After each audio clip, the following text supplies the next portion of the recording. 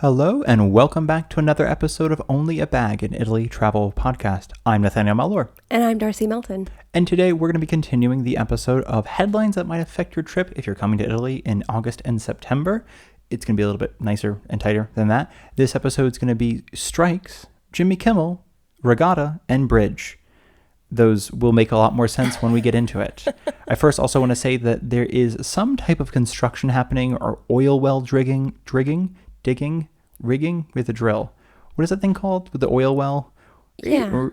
Anyway, that's happening down Fracking. in the fracking. Is that or pumping? Yeah. Man, I do not sound smart. That's happening down below. I don't know what it is. It's just I think it is construction. They're using an odd sort of a ladder situation but it's like a ladder and a lever all in one, and it's making noise. And it's very, very, very quiet. You should not be able to hear it over my dulcet tones. But if you do hear it, just know that we cannot ask them to stop. No, we apologize. We did our best to do it during their break, but they're back at it. Yeah, an hour and a half early, which honestly, let's be honest, this is Italy. It's lunchtime. It is lunchtime. So before we get started, I just want to say genuinely a big thank you to everyone who's been leaving reviews. It has popping off, if that's the expression the kids are using these days, but there have been a lot of them. Apple Podcasts and Spotify. If you'd like to leave a review, you can do so there. Likewise, you can also follow us there. If you have any questions, comments, or concerns, you can reach us at onlyabag.com, where you can also find articles. And last but not least, if you'd like to support the podcast in a financial way, rather than just telling your friends about us, you can also do so at ko-fi.com/onlyabag. All the links will be in the description. All right, in one breath. Beautiful. Incredible. So the first thing, top of the episode, now that I guess I'm doing this one, Darcy did the last one, I wanted to first mention are the strikes coming up. This is if you're on your way here now-ish, or you're coming here soon, because we're recording this August 19th, coming out August 20th. So if you're coming in the next, maybe basically in September. Yeah, this will affect you. In fact, this would almost affect us, because Darcy will be leaving in early September, and wow, I just consider that now. The 4th to the 5th of September, it's specifically 9 p.m. on the 4th to 6 p.m. on the 5th. All trains, Italo, Train Nord, and Trenitalia, will be striking, which basically, yeah, it means that there will still be some sort of, they do run a reduced schedule, a strike schedule kind of thing, but it just means I would not recommend changing hotels or changing cities on the day, specifically the 5th. You can do it early on the 4th, but I wouldn't recommend it on the 5th. Just make that the day that you're in a place for sure. So it's essentially the night of the 4th to the evening of the 5th. Exactly. Okay, so stay put for the night of the 4th. That's the thing. And then the day of the 5th, if you're happening to be like, oh, we're going to go to Florence that day, maybe just spend an extra day wherever you are. Okay. Likewise, on the 4th, in Rome only, there is a transportation strike, bus, tram, subway, the whole 9 yards. Wow. It's only for a few hours. It's only 8:30 in the morning to 12:30 in the afternoon. Okay. Super short. Basically, it's going to let the people get to work. It's going to start striking at 8:30, and then before the lunch break, they'll be back at it again. It just means there'll be some weirdness around transportation between 8:30 and 12:30. The reason I put that even in here was mainly if you're going to the airport at that time. I think they're still running a reduced schedule in that vein as well, so you might have to buy a taxi, essentially. But I feel like there will be a lot of tourists in Rome the morning of the 4th who might be caught off guard if they can't take the bus to one of the landmarks or something. Exactly. So, okay. And the same thing, because that evening is when the strike starts for the national one. So just things to keep in mind. On September 6th, 12 in the afternoon to 4 in the afternoon, there is an airport worker and airport staff strike. It seems like no one's really sure how it's going to affect travel just yet. If it'll stop all flights from arriving, I don't know if it's also, because it's not clear if that's including air traffic control, or if that's just ground crew, or if that's certain ground crew companies, but not all ground crew companies. So that just means if you're arriving here on the 6th or leaving on the 6th, something to pay attention to is it might be a bit of a hiccup day. Likewise, for those of you coming pretty much only from Europe, EasyJet is having a 24-hour strike on the 6th. I assume it's midnight to midnight type thing. And that is, I believe, everywhere. I don't think that's just in Italy. I believe that is just EasyJet. Okay, yeah, everywhere. So they're doing a whole thing. So that being said, those are the strikes. I hope it doesn't affect your trip too much. Wow, that was good info. I had no idea those were happening. Thank you. The second thing I thought we should go ahead and mention, just top of the episode, make it easy, make it quick, is the Venice Regatta. Yes, it is happening on September 7th, I believe. Yes. It is essentially a series of boat races on that day. The biggest the most famous, well-touristed one is the gondolas. Yeah. A bunch of gondolas race. But it's throughout that day, right? Correct me if I'm wrong. It's mostly just the afternoon, actually. Okay. There's several different boat races. Different kinds of boats will be racing because there are different kinds of boats in Venice. It's not just the gondolas. And it's different age ranges, right? So all kinds of races are going to be happening. Basically all kinds of races. I think from like 2 o'clock on to 6:30 is the last race. Okay. This is a pretty tight window. Oh yeah. No, okay. it seems like once you win and you move on. There's not a lot of, I guess there's not I don't know what kind of pageantries involved. I mean, Venice is full of water, but it's also, you're somewhat limited in the amount of space where you can move that many boats. So that is like race after race after race, it seems then. Honestly, it might be. It might be also kind of trying to not necessarily interfere with anything in terms of delivery schedules and things like that. So I'm wondering if it's just trying to keep it tight and easy. That being said, that is easy to mention September 7th. So if you have no interest in seeing a boat race, I would not go on the 7th because it's probably going to be a bunch of people there. It's going to be slammed. The Grand Canal will be slammed as people try to find any vantage point to watch it.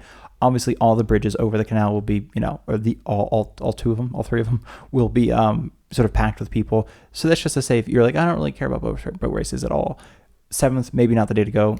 It also means that hotels might be more expensive, Absolutely. like surge pricing. Yes, I think even honestly, the trains as well for day trips, because it is in the afternoon. I think probably from Rome or even from Florence, a lot of those trips will probably be bought out. So it's just, if you're interested in going to Venice and you don't want to see the boat race, don't go on the 7th. If you do want to see the boat race, I guess buy it now. Like buy the train tickets and the hotel tickets now. Book your stay now. The other I guess moving to fun things more than anything else is just that there was news recently. Where it passes for news, not to be super judgmental. Pop culture news. There we go. Is that Jimmy Kimmel announced on Sarah Silverman's podcast that he has his Italian citizenship. Or he recently acquired his Italian citizenship, I should say. Okay. And we've talked about this before. I'm going to talk very little about Jimmy Kimmel, to be very clear. I don't know anything about him. But I wanted to mention this because I was on Reddit and I was looking through all these comments, and a lot of people were unaware that you could apply for your Italian citizenship through your, it was basically through your heritage. Ancestry, yeah. Through ancestry, thank you. And it was one of those things too. It's obviously, I think everybody has that like, this thin vein of information that constantly pops up in their life, but then for other people it doesn't exist at all. Right. It's like it just so for us it's constantly, because people ask us pretty frequently, friends and family and things like that, and even people from the podcast will ask like, how does this happen? How do I do this? So I think you and I and Italian citizenship, that's like these big sort of things that we're constantly talking about. So it was interesting that on the comments, everyone was like, I had no idea you could do that. How can I do that? Which stinks because now it's too late. And that was the thing I wanted to mention too, in case you'd missed it or in case you'd heard about that and then didn't really look into it, or you're like, oh, that reminds me, I should do that as well. Unfortunately, the way he did it, I'm pretty sure, I didn't look into it. He wasn't very, he wasn't like, I don't know if he's talked about it or written about it apart from the fact he has Italian citizenship. I think the only thing that he's mentioned is that his great-grandparents came from Ischia off the coast of Naples after the 1883 earthquake. So if they came after the 1883 earthquake, it would have been, his, like that would not have been recent. And I think the recent ruling is you need a living grandparent, I believe. So he had to apply before these recent rulings, and obviously before the one in October, which was last October, which basically was you could only pass on Italian citizenship to an adult, not to a child. So the child's like under 18, I believe. When you naturalize as American citizen, they would lose out on their U.S. citizen, their Italian citizenship as well. This sounds confusing and garbled. I promise it's not even important anymore, because they changed the law not long after that to make it so nobody could pretty much get their Italian citizenship. But the reason I wanted to put this in here, and some of you might be thinking, so how is this? Are you just telling me bad news? Is that what this is? I wanted to put this in there is, one, it's kind of a hopeful thing. I am genuinely hoping that with that sort of coverage, it does lead to Italy rethinking the way they backed away from citizenship in that sense. Like we talked about this before, but Italy does not have, or Europe in general, doesn't have jus soli, I believe it's called jus soli, which is the right to citizenship if you're born here. I think almost all countries in the Americas, so from like north to south, almost all countries, it's kind of a new world versus old world thing. If you look at it from a European perspective, it's a lot of the new world countries, quote unquote, had that. If you were born there, you got citizenship there because it made it super clean and super easy. It was just a lot harder, I think, to track citizenship and things like that. So it's just if you're born here, citizenship, easy, done. In Europe tends to be that's not the case. One of your parents has to be belonging to that country. So for Italy, one of your parents has to be Italian to pass on Italian citizenship. If you happen to have like two American parents give birth to a kid while they're here and neither are Italian, that kid does not become Italian. Right. That kid, I assume, becomes American based on their parents' Yes. citizenship, but they don't become Italian. So all this is to say is it's very difficult to become Italian. It's very difficult to become any sort of citizen in Europe. And that was one of the easier paths to citizenship. Now that it's closed, it really is, as we've talked about before, a 10-year waiting process after you've been accepted as a resident, after you've been accepted basically as a student, I mean, even whether a student or work or anything like that, or, I mean, that's kind of it now. I mean, you can still go through your family, but it has to be, I think, grandparent or parent.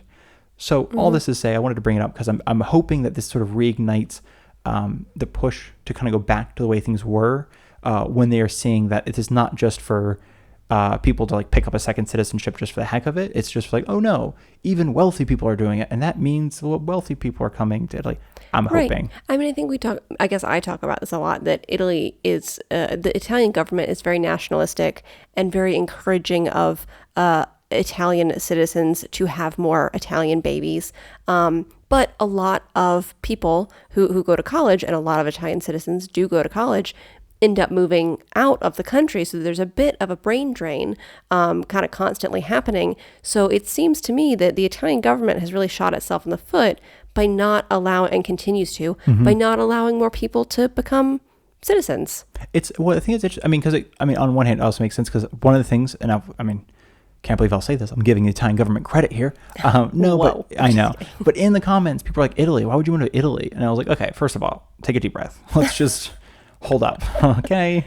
There's a lot of reasons to move to Italy. Yeah. But I think they were saying like, there was a political undertone to his acquiring Italian citizenship and then saying, oh, but going to Italy is sort of like out of the fire into the frying pan, isn't it? Yes. And so a lot of people were saying like, well, no, he can live anywhere in the EU now, but he did buy a villa in Tuscany, which is like, I think what everybody does. He didn't even buy a villa where his family's from? I know. No, he didn't. He didn't even buy it. Right. I know. All right. I know. He didn't want to live. Oh, come on. So he's not even contributing to his own community. This is true. All right. That's probably earned the ire of some people as well. But it's earning my ire right now. But I think that's the thing, because I think Italy's also in that thought process of potentially the beginning, like if we allow this really open, loose path to citizenship, it will encourage more people to live here. But what it might have the unintended effect of doing is actually encouraging people to live in northern Italy or northern Europe, right. Or places France, that are or already Germany. kind of over touristed and taxed by that sort of situation, rather than encouraging people to move to smaller towns and reinvigorate. I was thinking more, it encourages people to leave Italy in general. Just move to France, move to Germany, move to northern. Right, of course. Yeah, because you move anywhere in the EU, or even like, Spain, because I think there used to be obviously a lot of English people who live in Spain when they're part of the EU, and now they're not. Use it just as a gateway rather than a living place. Yeah. So there's an argument there. There's an argument there, and obviously they couldn't do like a special, you can become an Italian citizen but not an EU citizen or anything like that, because that would be sort of a weird second-class citizen thing. It'd be really bad. That'd be bad. Yeah. However, I say this too because I usually never side with the people who are like, I hate when they put like the famous face to something, but I do hope in this case, because it did seem like a really interesting path for people to live here, and to, as you and I and other people even in this town were able to get citizenship in Italy and now live here. It does seem sort of like, while there are some negatives, there were a lot of benefits too. And I think scrapping the entire program has just made it so it's just all negatives. And now it almost, I don't know, it just changed basically the feeling of it. So with all that being said, I really brought that up to let you all know that it might change. But if you are currently in the process of doing that, if you started all of your jus sanguinis paperwork, and you're kind of like nearing the end, we want to encourage you to keep going with that and find a lawyer, because there are some lawyers who are having success contesting this in court and helping people follow through with their citizenship process. Just as a point of clarity, there are lawyers who are finding success on previous, like the 1950 ruling, which was only like men could pass on the citizenship, not women. And then I think this was changed to be like, I think in the 1950s it was changed or something like that. But it was only post 19, if I'm not mistaken, if I might be not making this up, I might be missing the point of this, but essentially was only men could pass it on. It had to go through like the grandfather, not any grandparent. But after a ruling, it was like, no, it could be through anybody, but starting now, not backdated. However, the argument was, well, if it doesn't matter if it's starting now or start then, if that's the ruling, that should be the ruling for the entirety of this entire process.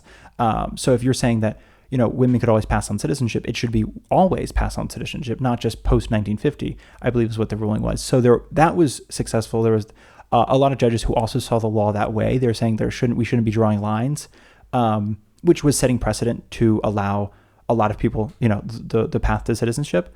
So they are trying to go through the same judges who still see part of Italian, whatever, constitution, culture, legalese, this idea that part of the culture or part of the place is essentially allowing people to become Italian. Got it. If that's making sense. I'm garbling this. I apologize. I'm not a lawyer or a judge or anybody who knows anything about the law, so I'm trying to keep... This is not legal advice. Exactly. I'm trying to keep this as vague as possible, I realize. And just if you're interested, there's a subreddit called Jus Sanguinis or Jus Sanguinis that is all about this.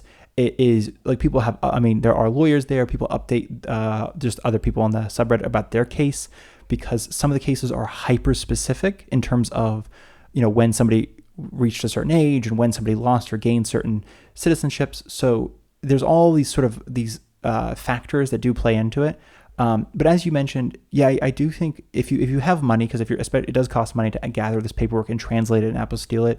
But if you're almost near the end, it doesn't make sense to stop now. You might as well have it in case the law does change. Again, This has only been the last 6 months it's been like this. And I think it's been legal since 1992, if I'm not mistaken. That's when Italy legally recognized allowing people to have a second citizenship.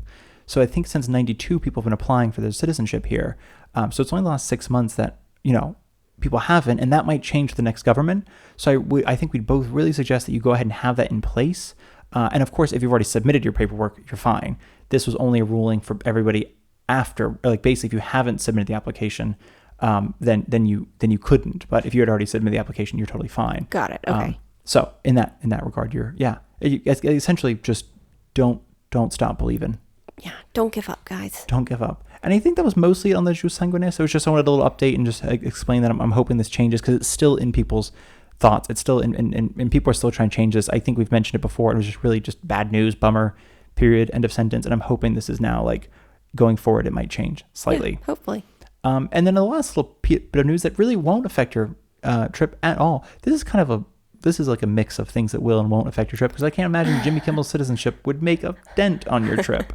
But the other thing was you might have heard, I think we were going to put it on a podcast episode and we decided against it, but the bridge to Sicily, it has been talked about for roughly 1,500 years. It's brand new, guys. Yeah. Hot topic. The Romans tried. It failed, apparently, or they didn't try. They just realized it would fail. But there's always been this idea of having a bridge that connects mainland Italy to Sicily. And if you've ever looked at a map, you probably assume there's a bridge that connects mainland Italy to Sicily. Because they're not very far apart. They are not very far apart. And if you've ever booked a train, nowhere in the train does it tell you you'll be switching to a ferry. In fact, it just says you stay on the train the whole way. Because the train goes on the ferry. I really want to do that. And you can, if you want, you can get off the train and then just be on the ferry, or you can stay on the train while the train is on the ferry. So we're going to do that at some point, just to have fun with it. To the point, I think one time we were about to book a ticket for it and we ended up not going, but like it didn't say you got on a ferry. I'm like, you have to be on a ferry. And I was on Google Maps trying to figure out, like, is there a bridge? Like, where is this? So we wanted to mention it though, because it does keep popping back up in the news. And especially I think a couple of weeks ago, it was more money was approved and the venture was restarted. I think under Berlusconi back in the early 2000s is when the first project was approved. The bridge was approved, ended up stopping. And I think part of it was the 2007-2008 crash that obviously hit Italy as well, mixed with the fact that basically they couldn't keep the organized crime out of it. Like they were, hiring people who had really close ties to organized crime, and they're like, it's gonna, somebody's siphoning off money and replacing concretes and this and that, and we can't be trusting this. So all this money went towards it and is now sort of potentially disappeared. But they have now hired bridge experts. I'm assuming they did that in the first place, but they've hired people who made other really long bridges and other really long suspension bridges, and to do this one as well. I guess we wanted to give a little update because, somewhat ironically, the biggest issue on this is the fact that there is a rift, a tectonic rift between Sicily and Italy. Mm-hmm. Is it a fault line? A fault line. Thank you. That's what it is. There's a fault line between the two. And so, of course, one of the big arguments is that it leads to earthquakes. So you're going to put the bridge up, and the first earthquake is you lose your bridge. Mm-hmm. And if it's built, it's going to be like one of the longest. It will be the longest bridge, I think, with the most, because it has to allow certain boats under it. So it will be the longest and tallest suspension bridge in the world. Across a fault line. Across a fault line. I'm not a bridge engineer, but to me that sounds like a bad plan. It seems like a disaster unfolding. Yes, it does. And there was recently a protest, right, in Messina? In Messina, which is on the Sicily side of it. And there was an earthquake. Yes, during there was. The protest. There was a 2.6 magnitude. So people were protesting the building of the bridge because it seems dangerous. And then there was an example of how it might be dangerous. Yes. They're like, you mean like this? And then they're like, yes, that's exactly what I mean, like this. The earthquake was fine. Obviously, no one's hurt. It's a very small earthquake. It was like a baby earthquake. But it was still to show that what do you do when you're on the world's tallest suspension bridge halfway there, and it starts shifting violently in an earthquake? And I think part of this, too, is somewhat super tragically, this, I think a couple of days ago, marked the anniversary of the bridge in Genoa that collapsed. Oh, really? I think it was a 7-year anniversary of this bridge in Genoa. And if you hadn't heard about it, I think it was 2018, the day before Ferragosto. So obviously August 14th marked the 7-year anniversary, when I think the middle section of the bridge just collapsed after heavy rain and cars and things like that. And 40 people died. It was genuinely a disaster. And since then they've built a different bridge. It actually was started just before COVID and completed during COVID because nobody was allowed to travel. So it was the quickest bridge built or something like that. It was, I don't think you ever want to be known as the quickest bridge builders. I feel like that's that's maybe not a good thing. But if people weren't needing the road, I guess it could be shut down. And that's kind of what I think there. And then there's not a lot of other work happening, but because this, I think, was considered super important, they were able to get more workers and more sort of crews on the job. So that being said, it's one of those things where people kind of remember other really bad bridge disasters because they weren't that long ago. And that was not a very old bridge. It was, I think, maybe 18, 20-year-old bridge, something like that. It wasn't a very old bridge. So I think it felt for a lot of people like this was not great. And now you're going to do the same thing again with it's almost like you didn't learn the lesson the first time, or first times, I should say. So all that being said is, if you do see this in the news and you're like, oh, I heard they're building a bridge.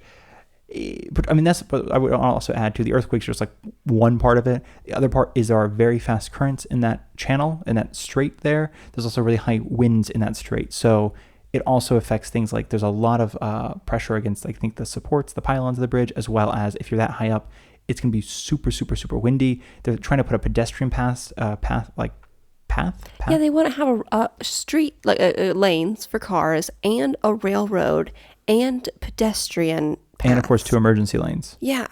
Yeah. On the longest and tallest suspension bridge across a fault line.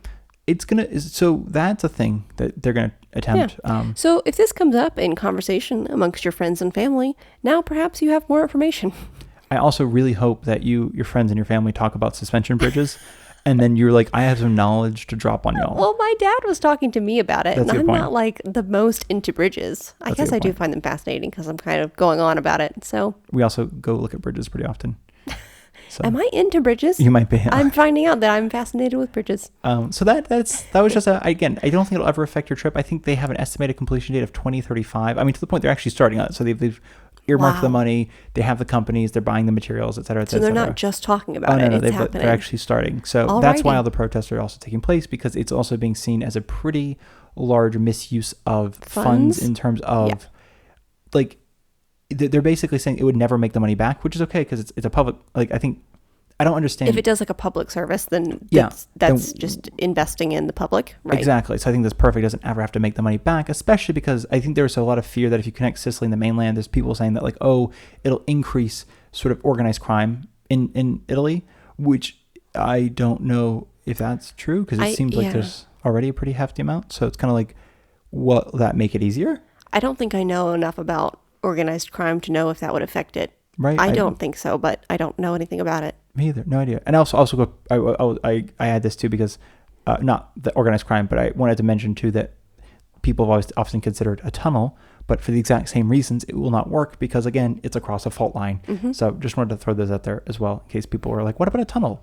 But yeah, so if you hear about that in the news and you're wondering what's up with that, and if you're wondering that'll be kind of fun. I can't wait to visit that bridge in 10 years. It might not be there. It might not be a thing. And I think that's the last of my notes. What? This was not an episode that really affected your trip. This is just kind of fun, weird things that happen in the news, but also some strikes. Exactly. Yeah. Yeah, fun. That's our podcast. Fun, weird things in Italy. And I think next week's, if I'm not wrong, I just, as a small update, since we have 2 more minutes, I wanted to just, in case you guys got to the end of this, we are going to be talking about how to plan your trip to Italy.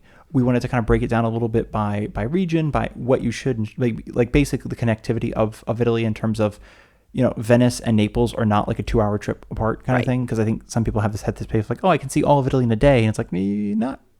It's a small country, but not that small. Exactly. It's a very long country. Yes. And we'll probably do fun little comparisons. But Italy is as long as, and then like, I'll know how to finish that sentence by next week. I know you're like going to compare it to countries, but my brain was like, how many elephants long is Italy? I don't know how long a regular elephant is, like a normal just elephant. So I don't either. That would not give me, but I can tell you how long it is in bananas or something like that. Yes, please. So that would be tune great. in next week to find out how many bananas long Italy is. And we'll also be we're going to be moving into, we talked about this before, so we're doing these 30-minute episodes. This, I think, will both come out on Wednesday, tomorrow, August 20th.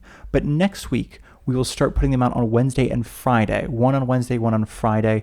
Mostly just because we realize we've actually had kind of a great success, it seems like, with these 30-minute episodes. A lot more of y'all are listening, but also it seems like a lot of y'all are getting to the end of them, which is amazing. Even Darcy, you mentioned that when you listen to ours, like for quality control, that like by 40 minutes, 45 minutes, sometimes you have to pause and take a break. But now I do. Like, Yeah, I found that in our hour-long episodes, and I thought maybe it was just because I'm analyzing them as I listen back to them, that I was getting tired at about 45 minutes. But with the shorter episodes, I feel myself more engaged. And I know that you and I, although we talk all the time, every day, all day, generally, whenever we're talking for the podcast, we do get a bit tired. So it's helpful to us to take these in 30-minute segments. Rather than getting to the end of the episode and sound exhausted and just wanting to be done with it kind of thing. Or forgetting some sort of information and having to put it back in post. That's very true. Yeah. So that being said, we're going to start coming out with them Wednesday and Friday. We're going to experiment with that. It might switch to Wednesday and Monday or Monday, Wednesday type thing. We're not entirely sure, but we just figured since we're making this change now, we've done a year of 1-hour episodes every Wednesday. So we're going to slightly change it up to be half-hour episodes every Wednesday, Friday, or every Wednesday, Monday, something like that. Probably for the next year and see how this works in comparison. So same amount of content, just in a different format. Yeah, that's it. So thank you all so much for listening. And if you enjoyed this episode, you can leave us a review or follow us along or send us a high five. And if you have any questions about your trip, you can ask us at onlyabag.com. And if you like or dislike our new format of episodes, you can also find us at onlyabag.com or onlyabagpodcast@gmail.com. Okay, that's where you can find us. Question mark. But that was it. Okay. We'll talk to you next week. Tanti abbracci.